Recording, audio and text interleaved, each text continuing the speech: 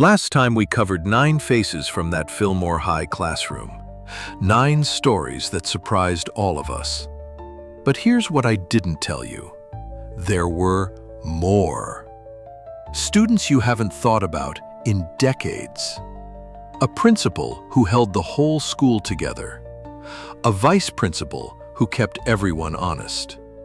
And one name that built an empire after leaving that classroom, then lost it all in ways nobody expected.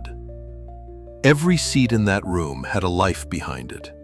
Today, we're filling in the rest. Head of the class ran for 5 seasons.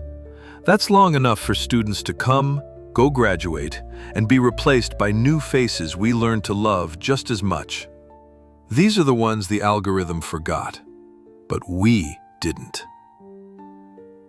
If you watched part 1, some of you told me exactly who was missing. You remembered every name. That meant more than you know. If someone in today's video surprises you, I'd love to hear about it. Let's start with someone who never sat at a desk. He stood at the door of that school every single episode. And the actor behind him left us before most people even noticed. That tie was always a little too tight. The forehead always glistening under fluorescent lights. Dr. Harold Samuels didn't trust. Charlie Moore didn't understand the students and spent 5 seasons hovering outside that classroom like a man guarding a door he was afraid to walk through. For viewers, he was the authority figure who reminded us exactly why we loved the teacher instead. He made Charlie Moore necessary. William G. Shilling was born in Philadelphia in 1939. Before head of the class, he appeared in Ruthless People, In the Line of Fire, and even played a golfer in Space Jam. He was 47 when the show began. A working character actor who made every role feel lived in. After the series ended, Shilling stayed busy through the 90s and 2000s. He took smaller roles in film and television. His last credited performance came in 2011. Then, he stepped away. William G. Shilling left us on February 28, 2019. He was 79. He never made the front page. But every time Dr. Samuels storms into that classroom demanding order, Shilling is still right there, holding the school together. If Dr. Samuels was the storm, Bernadette Meara was the umbrella. She stood between the principal's frustration and Charlie Moore's chaos, and somehow kept both men from imploding. For 5 seasons, she was the steady voice in the hallway, the one who reminded everyone that rules existed for a reason, even when nobody wanted to hear it. Janetta Arnett was born in Washington, D.C. on July 29, 1954. She trained at the North Carolina School of the Arts and studied in England before heading to Los Angeles. She was 32 when the show began. After head of the class, Arnett built one of the most versatile guest star careers in television. Boys Don't Cry in 1999, Pay It Forward in 2000, Pineapple Express in 2008. She appeared on Criminal Minds, E.R. the Mentalist, Star Trek Deep Space Nine, and Extant. In 2021, she joined the cast of American Crime Story. In 2024, she appeared in Clipped on Hulu. She was 32 when she first walked into Fillmore High. Today, at 71, Janetta Arnett wears every year beautifully. The woman who kept order on set never stopped working. She just stopped needing the spotlight to prove it. 2 of those original classroom seats belonged to faces that vanished after season 3. One became a real estate powerhouse. The other walked away from fame entirely on his own terms. She sat in the front row.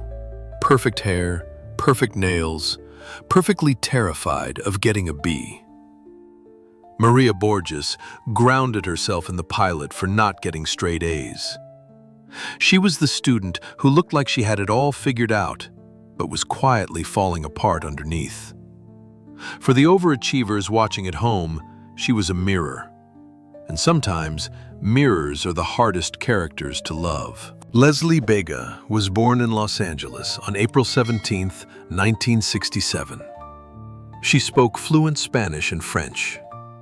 She graduated as valedictorian from Lycée Français de Los Angeles, then attended the University of Southern California. She made her stage debut at 6 years old in a Broadway play called The Patriots. She was 19 when she joined Head of the Class. After leaving the show in season 3, Bega carved a remarkable path. She appeared in Get Shorty alongside John Travolta. She played Valentina La Paz on The Sopranos, Tony Soprano's girlfriend across multiple seasons. She landed a role in David Lynch's Lost Highway. She guest starred on Beverly Hills 9210 CSI and C16 FBI. Her final credited screen role was a cameo in Quentin Tarantino's Once Upon a Time in Hollywood in 2019, reuniting her with an old head-of-the-class guest star, Brad Pitt. Then she made a quiet pivot. Today, Bega works in commercial real estate in Los Angeles. She was 19 in that front row. Today, at 59, time has only deepened her elegance. The girl who panicked over a B found her calm in a completely different career.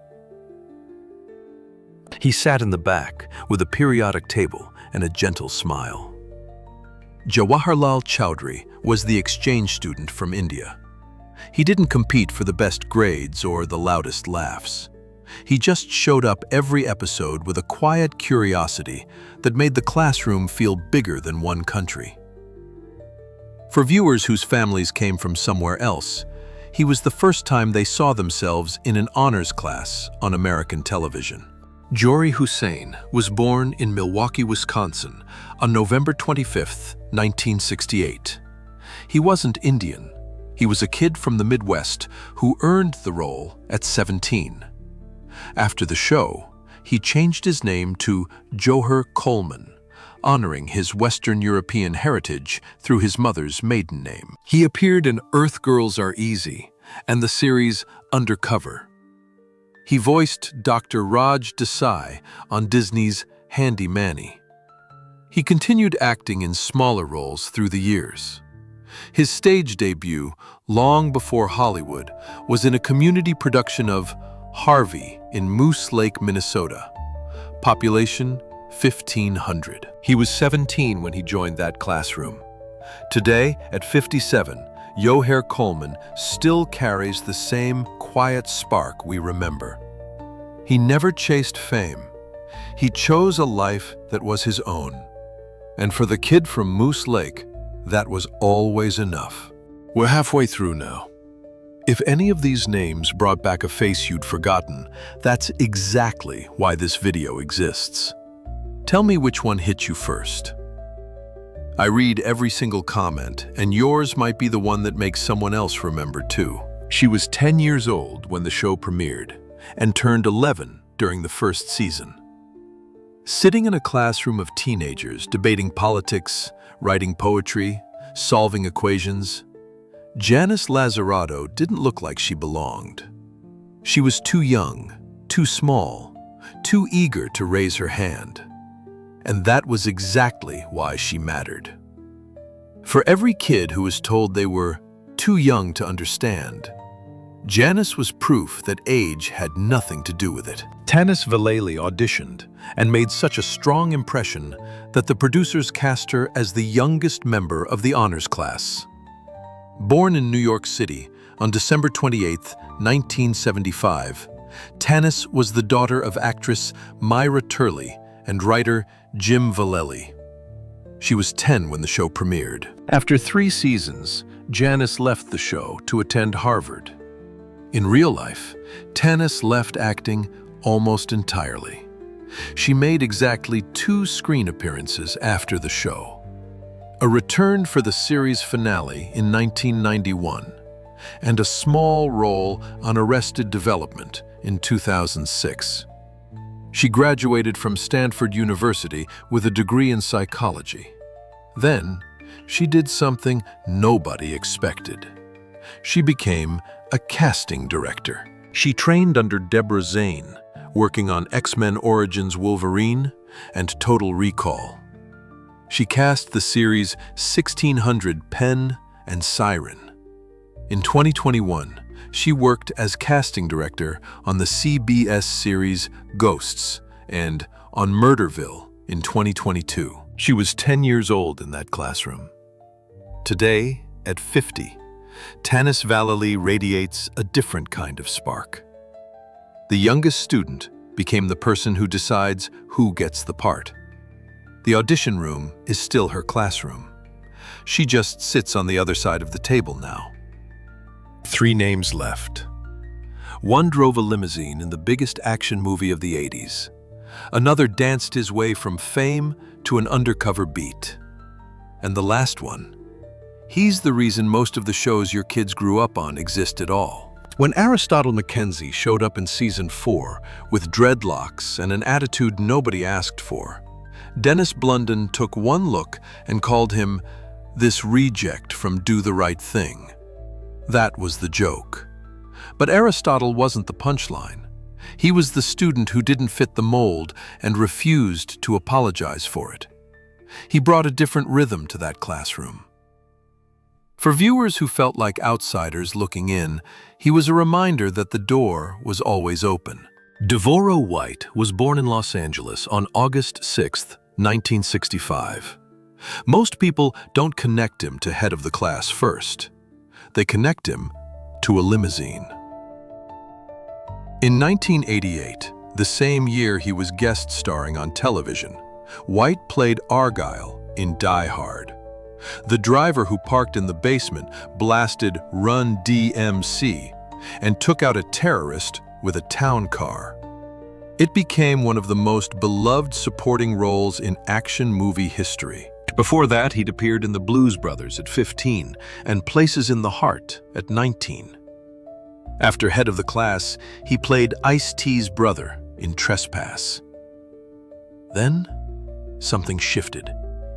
White stepped away from the screen.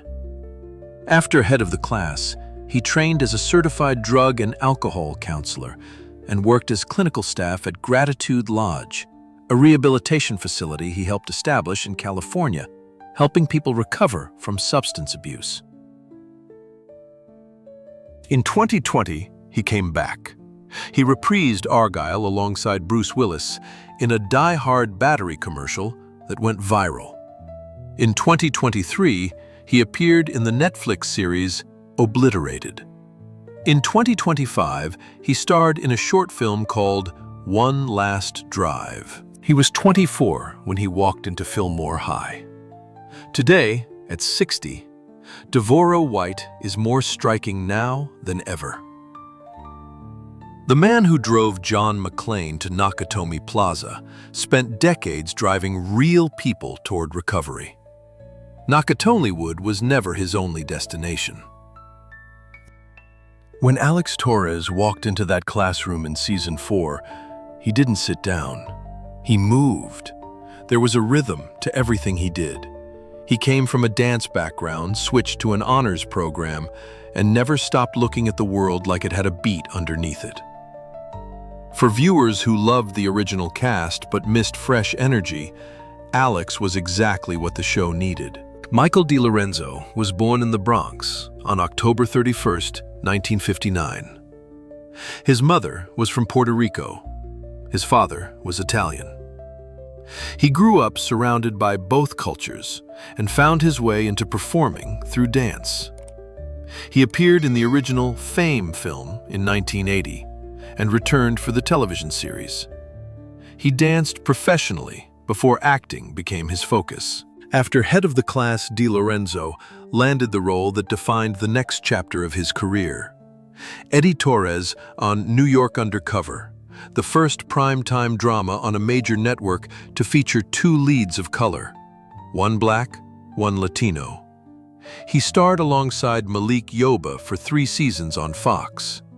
Then came A Few Good Men, Alive Mi Familia, and Resurrection Boulevard on Showtime, where he won an Imagine Award for Best Actor and a Vision Award for Best Performance in Drama. He was about 30 when he joined the cast. Today, at 66, Michael DeLorenzo carries his story in every line. The dancer from the Bronx became one of the most important Latino actors of the 90s, and that classroom was where it started. 2 stories left. One chose a life so far from Hollywood that it feels like fiction, and the other built an empire that shaped a generation, then watched it crumble in ways no one could have predicted.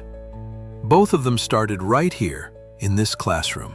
She arrived in season 4 wearing tie-dye and talking about quantum physics. Vicky Amory was the new age free spirit who believed in things the rest of the class couldn't measure. She wasn't trying to outsmart anyone. She was trying to understand the universe one theory at a time. In a room full of students competing for the top spot, Vicky was the one who looked out the window and asked what else was out there. For viewers who didn't fit into neat categories, she was a deep breath. Lara Piper was born in Titusville, Florida on May 27, 1969. She guest starred on Miami Vice and Matlock before landing the role at 20. After the show ended, she starred as Ricky in the Fox series Key West in 1993. Then, after one final small role in 1995, she stopped acting entirely. What she did next was remarkable in its simplicity. She became a figurative sculptor. She moved to North Carolina and built a studio. She worked at a restaurant for a decade. She enrolled in community college in her 40s. In 2024, she began studying peace and conflict studies at the University of North Carolina at Greensboro. That same year, she started working as a registered behavioral technician, helping children with autism through behavioral therapy. She was 20 when she joined the IHP. Today, at 57, Lara Piper has aged with incredible grace. The New Age dreamer from Fillmore High found her peace outside of Hollywood. She didn't step away from the spotlight. She stepped toward something she wanted more. And that took a different kind of brilliance. You couldn't picture Arvid without him. Dennis Blunden was the wisecracking, scheme-hatching, computer-obsessed other half of the show's most important friendship. Where Arvid was timid, Dennis was bold. Where Arvid retreated into numbers, Dennis pushed him into the world. He was the class clown who also happened to be a chemistry genius. For a lot of viewers, Dennis was the friend they wished they'd had. The one who dragged you into trouble, but always made sure you came out the other side laughing. Dan Schneider was born in Memphis, Tennessee on January 14th, 1966. He was 20 when he landed the role. Before head of the class, he played Ricky Smith in Better Off Dead, one of the most quoted teen comedies of the 80s. He walked onto the Fillmore High set with the kind of energy that made every scene move faster. After the show ended, Schneider made a decision that changed children's television forever.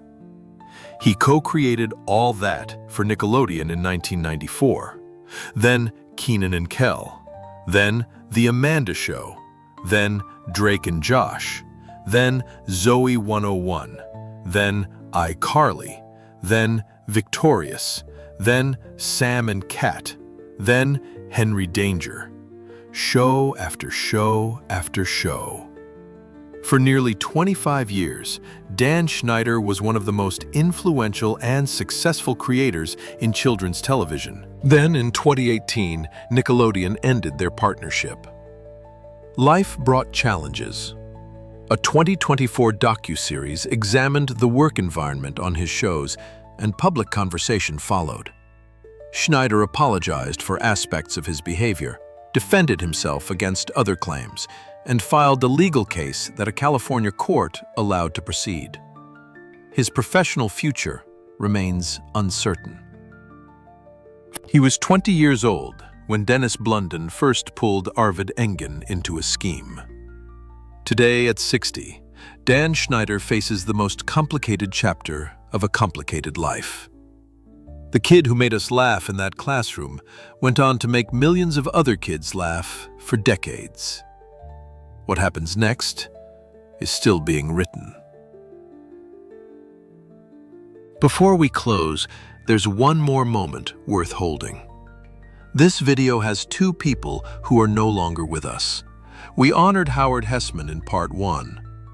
Now it's time to honor the man who stood guard at the door. Dr. Harold Samuels never got the applause. He got the eye rolls. He got the slammed doors. He got the thankless job of running a school full of students who were smarter than he was. And William G. Shilling played every scene like a man who secretly loved those kids more than he'd ever admit. He left us on February 28, 2019. He was 79. Every rerun, he's still there, still adjusting his tie, still pretending he doesn't care, still holding the school together when nobody's watching. Before we go, one more story deserves to breathe. Lara Piper left Hollywood in her 20s. She picked up clay instead of scripts. She raised a family. She went back to school at an age when most people stop learning. In her 50s, she began working with children who see the world differently, helping them find words and routines and safety. Not every hero needs a spotlight. Some simply choose to live, and that is the most beautiful role of all. 9 more faces. 9 more lives that kept moving long after the bell rang. Head of the class was never just about grades. It was about finding the people who understood you, even when you didn't understand yourself. That hasn't changed. Somewhere, Dennis is still pulling Arvid into another scheme. Dr. Samuels is still guarding the hallway. And Janice Lazarato, 11 years old and fearless, is still raising her hand before anyone else. So tell me, when you close your eyes and think about that classroom, which desk do you see yourself sitting at? Who's next to you? I'd love to read that memory. There are more classrooms, more hallways, more opening credits waiting to take you back. They're here whenever you're ready. Until next time, hold on to those faces. They're still holding on to you.